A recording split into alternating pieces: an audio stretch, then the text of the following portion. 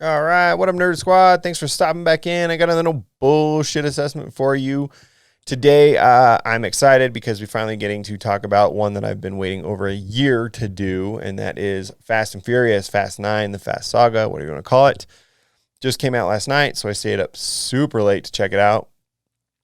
Man, I'll tell you what, guys, it looks like the internet is hating on this thing.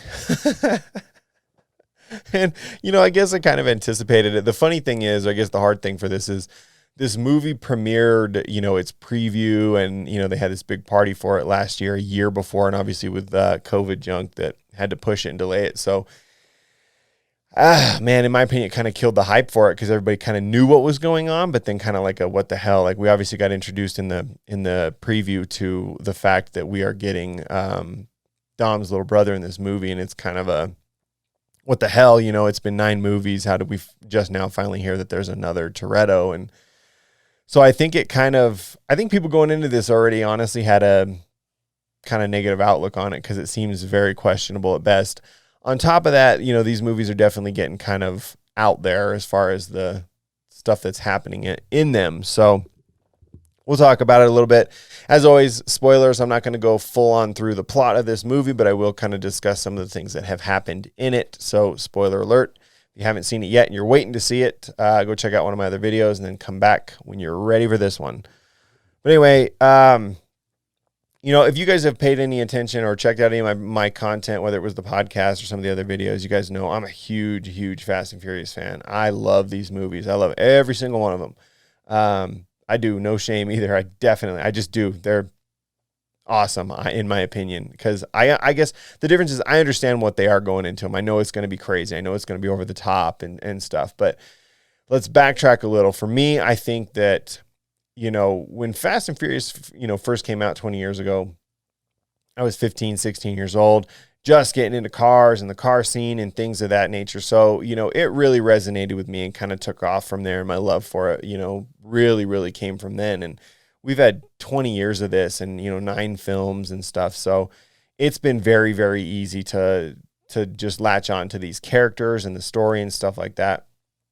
For me, I would say, hands down, my favorite movies in the series, though, are 1, 4, and 5. And I think 1, obviously, because it's the origin story and I will watch it anytime I see it on TV. I still absolutely love it.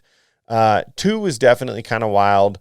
3, with being Tokyo Drift I think it has its place. A lot of people kind of had it as the outlier, but I think this franchise has done a fantastic job in making it relevant to the story. So I appreciate that. I definitely do. But 4 and 5 for me really set the tone for things. I think that's where stuff started to change.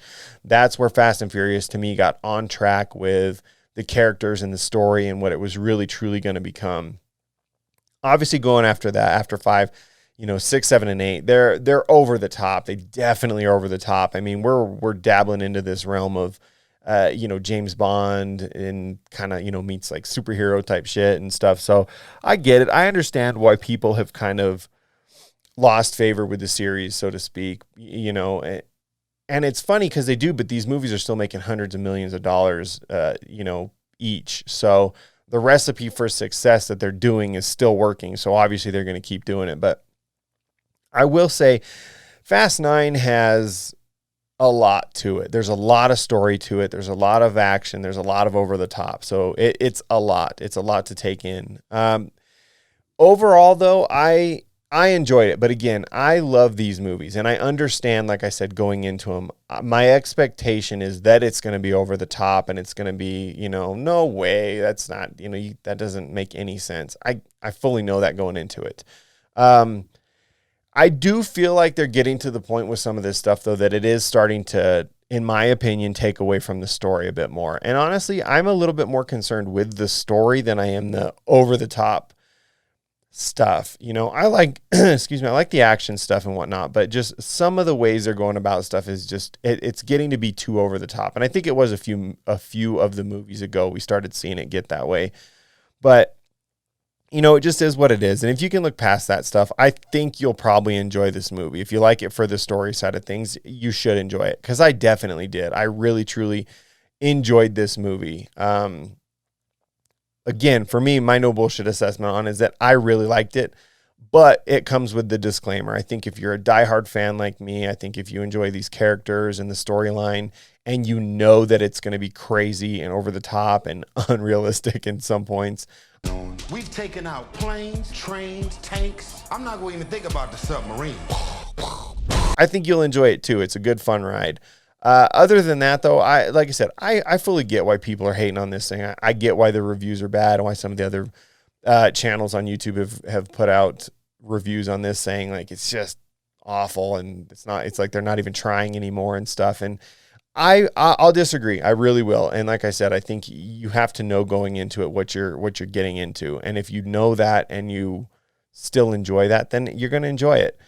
This movie had a lot of over the top stuff that, again, I feel like does take away from the story. I don't think, excuse me, that the last handful of movies needed some of this over the top stuff to make them as good as they are. I think the awesome car chases, even just every movie's got different cars featured in it for the most part, different versions of the Charger and stuff. And I don't think a lot of that stuff's necessary. In Fast 9, obviously, we did not need to see them go to space. It just isn't necessary. I know there's jokes on the internet talking about moving forward with Fast and Furious that there's the potential of a crossover with Jurassic Park. We don't need it. I'll go watch it, but we don't need it.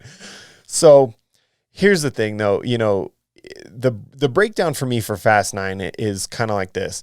I think they did a fantastic job with the story of this one. This, to me, again, it kind of is a little reminiscent, so to speak, for me of 4 and 5 because it's bringing more story into it coupled with all this action. We get a lot of background on Dom and Jacob.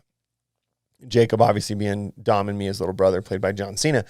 I was concerned when we started seeing the previews for this thing that they were just throwing John Cena into this movie and it was going to be, we just have to, take what you're telling us that this is the little brother and that he just magically came back out of nowhere. Like, where the hell's he been after all this shit they've been doing? Where the hell's he been? So they did not do that, though. They give a very, very good backstory to this whole thing. We actually get to see flashbacks throughout Fast 9, going back to, Dom's teenage years and stuff with him and Jacob and, the race that their dad was in when he died and stuff like that. And it really, really tells the story and lets it unfold in a way that makes sense. And it makes it work for them to have John Cena's character as Jacob in the movie. It's not just putting him there and just telling us, oh yeah, that's the little brother. Just, it is what it is. So in my opinion, that played out very well. Much, much better than I expected it to, because I was concerned about that. And for me, honestly, I definitely was hesitant going into 9 because I wanted to love it because I love the series. So for me, it was, I want to like these. I really, really do.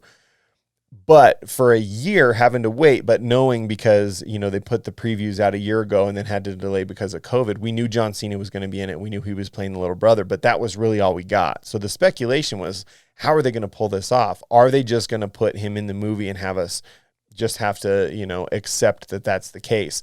That coupled with knowing that there's a lot of really over the top stuff in this one to outdo the last movie, I was concerned. I was a little bit worried going into it that it was going to be junk, which again, it sounds like a lot of people felt that way, and rightfully so if that's the way they feel about it.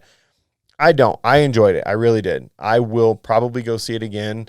I like to see movies that I really enjoy more than once, obviously at the theater, just to see if there's any, small stuff I missed, but I'll go see it again because I liked it. So again, they did a really good job explaining that character to us. They did a really good job with explaining why and how Han is back, which I think is very, very important. Han obviously is one of, I think, the fandom's favorite characters. So for them to give greater detail and explanation on how he's still there, and again, why was he absent for a little while, they did a really, really good job. Fast 9 has a lot of mini stories within it, kind of obviously with Jacob being the brother, with Han coming back, and just a few other things like that, that I feel like they did a really good job, though, tying everything together. And it really did kind of answer a lot of the questions that I think a lot of us super fans had as far as moving forward, like the hows and the what the fucks and the, so they did a good job in that regard. Again, yes, there's over the top stuff. Like I said, we don't need to see these fools go into space. We just don't. It's not relevant to me. I don't think that helps the story. I think we definitely have crossed over a couple movies ago to the point where this stuff is starting to take away from the story. So I wish they would tone that down.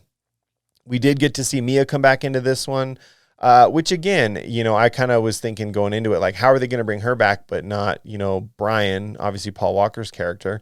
But they did a really good job, and it was kind of what I expected. They made it sound like because Jacob obviously is Dom and Mia's little brother, it was kind of her responsibility to be back. And obviously with there being kids involved now with, Brian and Mia having kids, and now Dom has a son as well, it made sense that, Brian was looking after the kids. So they do go into that and play into that he's taking care of the kids, and that's why he's not there.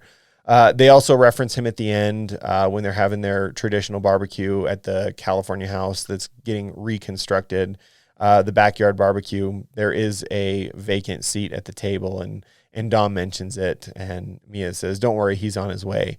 And the movie ends showing, the total typical Brian O'Connor Bayside blue, Nissan Skyline R34 GTR pulling into the driveway. So they do a really good job to pay homage to Paul Walker's character, which I like. I definitely like that it hasn't been completely written off and whatnot. So I liked it, guys. I really did. I think it was done well. I do hope moving forward, if they continue to make movies, which I'm assuming they will, because the box office is what's paying the bills, and if it's paying the bills the way it's paying them, they're going to keep making them. So I think we'll see stuff moving forward. I really wish they would start toning some of it down, though, because I don't think it's necessary. I don't think we need all that extra stuff, which honestly, we, even with the spinoff that we saw with Hobbs and Shaw, like with the super soldiers thing, like just even that, not necessary. Like you could put The Rock and Jason Statham in a movie and just let them talk shit to each other for an hour and a half, and I'll go fucking watch it. Like,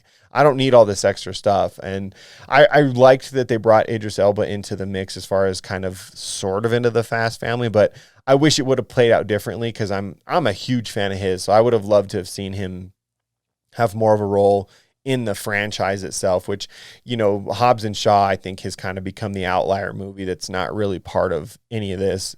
And I don't think it ever will be, to be honest with you. We do get to see in a post-credit scene, though, that Shaw is still relevant in the Fast and Furious realm. He does make an appearance in it. So it's kind of interesting to see that and kind of wonder where, that end credit scene is going to take us. But,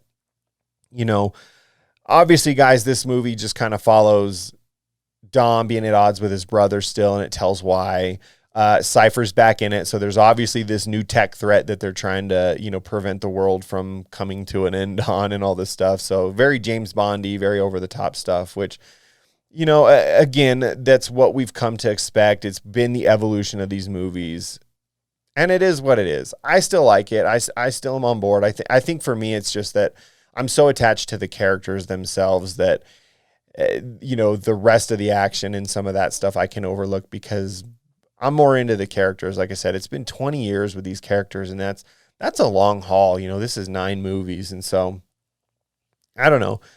I liked it. I'm curious to see what everybody else thinks. I think this one's probably going to catch more shit than it is going to catch praise, but I'll be one out there to throw it out there that, I liked it. And I'm not just saying that. Again, guys, I told you, I want to like these, but I'm not having to force myself to like this one. I enjoyed it. I will see it again, but just know going into it, my overall for the no bullshit assessment on this, guys, for you is that if you are a fan of these movies, if you enjoy these characters, I think you're going to like it. I mean, this one had everything we would expect from it. It has fantastic fight scenes. The fight choreography was done very, very well. We got to see, Letty's been kicking ass for years in these movies and still is. We got to see Mia kick some ass on more than one occasion, which was cool. Han gets thrown into the mix, kind of like he did, and I think it was 6. He's kind of getting more of his ass whooped than he is kicking ass, but he's there and he's, doing his thing. But great stuff. Super cool car scenes, super cool cars in the movie. Super funny. I mean, you can't get away from how funny Roman Pierce is, Tyrese's character, and his interaction with every single other person. I mean, but, the banter between him and Tej, obviously ludicrous. is top notch. We got to see a lot more of Ramsey in this movie, which Okay, this is a bad time to mention this, but I don't drive. I think is cool. They're really developing her character. So it's nice to see that she wasn't just kind of a one-off and they're giving her a little bit more, to do in these movies and whatnot. And obviously, Dom and Letty really kind of pulling the weight and stuff. So I liked it, guys. Like I said, I didn't force myself to like it. I really did like it. So check it out if you're into it. Let me know what you think. Leave me some comments. I'd like to see what you guys thought about the movie. Have they gotten too far away from you if you were a super fan from the beginning, or just really never got on board, not your thing, if you liked it, hated it? I'm curious to see what the people are saying. So let me know. Hit me up, like I said. Leave me some comments down below. Make sure you tell your friends, like, subscribe, and do all that stuff. I really appreciate all you guys that are tuning in and checking out the content and stuff. But hit me up on Instagram as well, Sector 7 Podcast. Let me know what you guys think. I'm really interested. What I want you guys to do, and I don't care if you do it here on YouTube or if you do it on the Instagram, but I want to see those of you that love this stuff like I do, who are your favorite characters and what's your favorite vehicle from any of the movies. I don't care which ones. Even if you want to go, dip into Hobbs and Shaw, it's fine with me. I don't care. I like them all. So let me know what you guys think. But yeah, guys, other than that, that's all I got for you today. As always, guys, stay safe, be good to each other, and we'll see you in the next one. See you.